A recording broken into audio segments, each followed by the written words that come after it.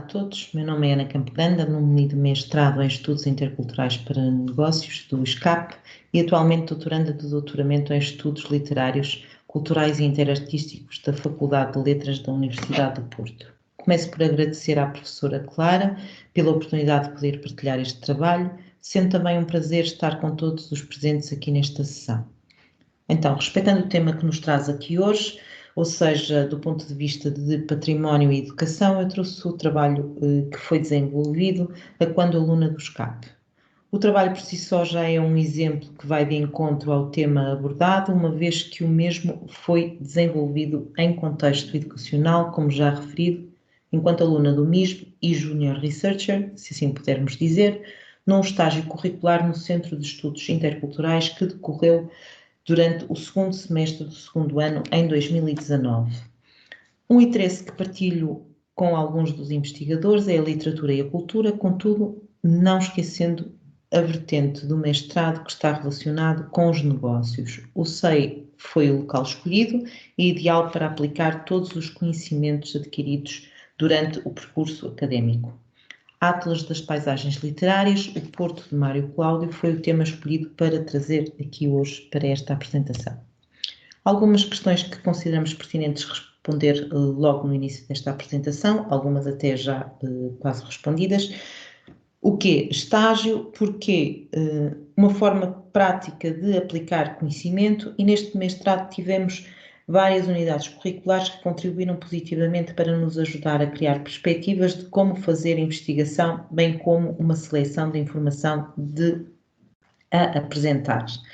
Podemos referir algumas, como cultura e desenvolvimento, empreendedorismo em cultura, tecnologias de comunicação interculturais e as culturas, a cultura chinesa, a cultura inglesa, francesa, espanhola e alemã, que estabelecem uma cumplicidade no segundo ano devido ao projeto Google Arts and Cultures, onde no SEI, o SEI está envolvido em vários projetos bastante interessantes, sendo o The Root e o Street Art SEI os mais mediáticos, contudo existem outros. Neste trabalho tivemos em consideração estes projetos e tentamos interligar uns e outros, como por exemplo o projeto da rede de instituições de ensino superior para a salvaguarda da dieta mediterrânica, e a salvaguarda da dieta mediterrânica é algo que está a ser transmitido não só no ensino superior, mas também a toda a população como um estilo de vida saudável. Quando, no último semestre do mestrado, entre janeiro e maio de 2019. Como era um estágio, houve necessidade de definir alguns objetivos a princípio, como por exemplo aprimorar competências interculturais e interdisciplinares, assistir a reuniões, conferências e workshops, adquirir competências de pesquisa e investigação, adquirir experiência na análise e tratamento de dados e apresentação dos resultados, adquirir conhecimentos básicos de todas as ferramentas utilizadas na recolha de dados e informação, acesso à documentação, adquirir conhecimento sobre o funcionamento do projeto Atlas das Paisagens Literárias de Portugal Continental, assim como projetos similares e do seu trabalho colaborativo. O conteúdo do trabalho passou por Humanidades Digitais, Conceitos e Definições, a instituição, o SEI, que já falamos, projeto Littlescape ou Atlas das Paisagens Literárias de Portugal Continental, tarefas, análise e conclusões. Ora, conceitos e definições, o que é ou são humanidades digitais, e um dos coordenadores do projeto, Daniel Alves, refere-se a esta pergunta como a million dollar question, ou seja, um tema bastante complexo e paradoxal. Conforme podemos ver, trouxemos algumas definições, um domínio para alguns, uma nova disciplina para outros. Devido ao aumento e à expansão na nossa sociedade, ganhou este mesmo estatuto. As humanidades do presente provavelmente depois têm vindo a dinamizar e a modernizar estas mesmas disciplinas. Complexo e paradoxal, vimos no slide anterior e até mesmo no final deste slide, não existe definição certa ou errada para humanidades digitais. Um conjunto de práticas, uma atividade, sim, uma atividade interdisciplinar que não só transfere o digital, mas sim estende o uso potencial e o impacto de textos, o impacto de objetos culturais e outros elementos ou dados. Alguns consideram sendo um movimento, é possível, no entanto, uma vez que existe tantos conceitos, tantas definições, houve necessidade da criação de um manifesto. Esse manifesto é bastante abrangente e envolve todas estas definições aqui referidas. O estado da arte. Trouxemos aqui alguns projetos, não temos tempo para falar de todos, começamos pelo canto superior esquerdo, Harvard Digital Library. Através de chat podemos referir apenas o tema que estamos à procura e será feita uma seleção dos trabalhos desse mesmo tema e enviados então ao leitor para consulta. Harvard Map Collection, podemos consultar todos os mapas da atualidade, fazer uma comparação com os mapas da antiguidade, digamos assim. China Biography Database Project, através de um texto conseguimos identificar a quem é que essa pessoa prestava vassalagem, textos referentes às dinastias da China. Neural Neighbors detecta padrões nas figuras e apresenta a percentagem, um pouco limitado este projeto, pelo menos para já. Existem outros 2 projetos que são, um deles é português, em conjunto com algumas instituições internacionais, e o qual nos surpreendeu, que é Lisbon Pre-1755 Earthquake, ou seja, este projeto recria virtualmente a memória destruída pelo terremoto de 1755, ou seja, criamos um avatar através da realidade virtual. Visitamos Lisboa antes do terremoto de 1755. O projeto Digital Giza Project é um projeto que vai além dessa recriação apenas de lugar. É considerado um projeto como o futuro das humanidades digitais. O projeto recria não só o lugar, como o ambiente, os rituais, o processo da construção da pirâmide principal do Antigo Egito. É um projeto que está a ser já utilizado em contexto de sala de aula por um dos seus fundadores, o professor Manuelen, de Harvard University, o qual se refere ao futuro das humanidades como um futuro em holograma, ou seja, um dia vamos visitar as pirâmides, entramos dentro da pirâmide e a pirâmide está vazia, e com o smartphone irão aparecer as imagens, os hologramas, digamos, de todos os elementos que estariam lá no momento da sua descoberta. O projeto littlescape.pt, ou o Atlas das Paisagens Literárias de Portugal Continental, é um projeto que esteve parado, contudo agora está novamente em movimento e consiste em ligar a literatura ao território, potenciando a recíproca valorização das obras literárias e das paisagens nelas representadas, contribuindo para o lazer e para o turismo. Contribui para o conhecimento também de património cultural e natural. Um dos objetivos é contribuir para a implementação da Convenção Europeia da Paisagem. O projeto desenvolve atividades descentralizadas através de uma equipa de investigação interdisciplinar. Cada colaborador contribui com a leitura de obras específicas, recolha de excertos e a sua classificação em termos temáticos e geográficos.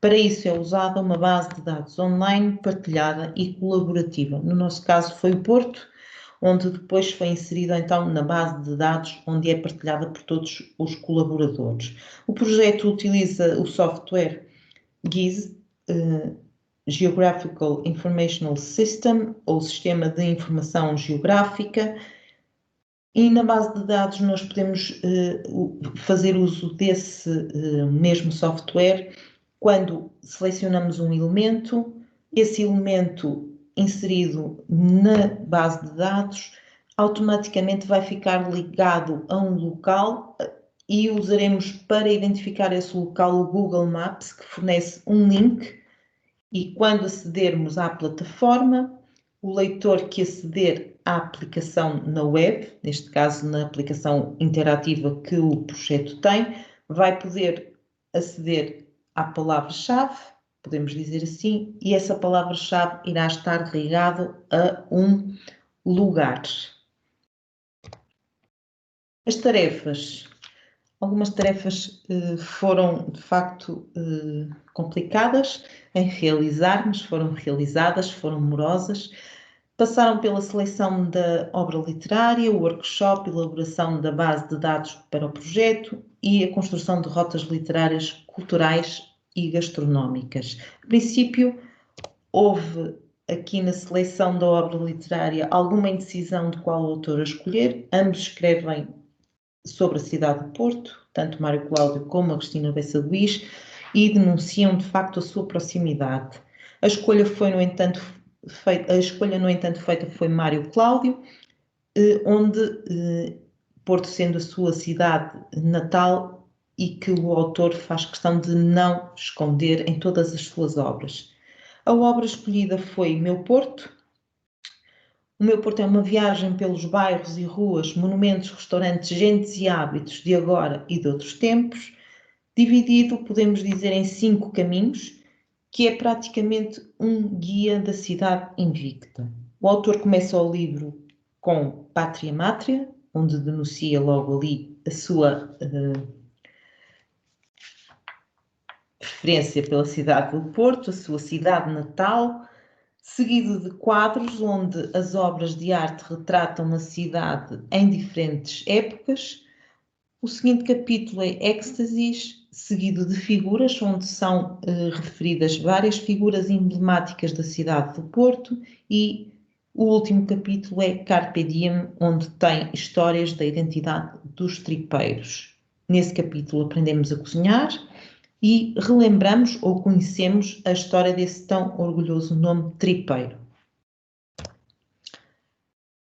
Foi possível realizar uma apresentação sobre o trabalho a desenvolver para os colegas do projeto, através de um workshop com a nossa supervisora e orientadora, a doutora Sara Pascoal. A tarefa mais complexa e crucial de todo o estágio foi a elaboração da base de dados, que envolveu várias etapas, close reading e distant reading. Distant reading não foi possível porque só foi inserida até agora só foi inserida uma obra, futuramente será possível. Foi realizado close reading várias vezes na obra e quase em simultâneo com categorização e tratamento de dados.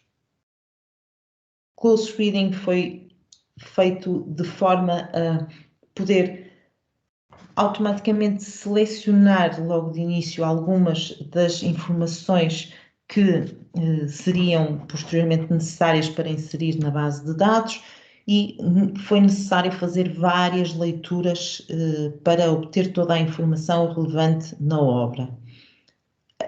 A determinada altura ficou um pouco confuso para outra pessoa que não eu ler o que lá estava ou interpretar, então optamos por utilizar cores para identificar pessoas, lugares, fauna, flora,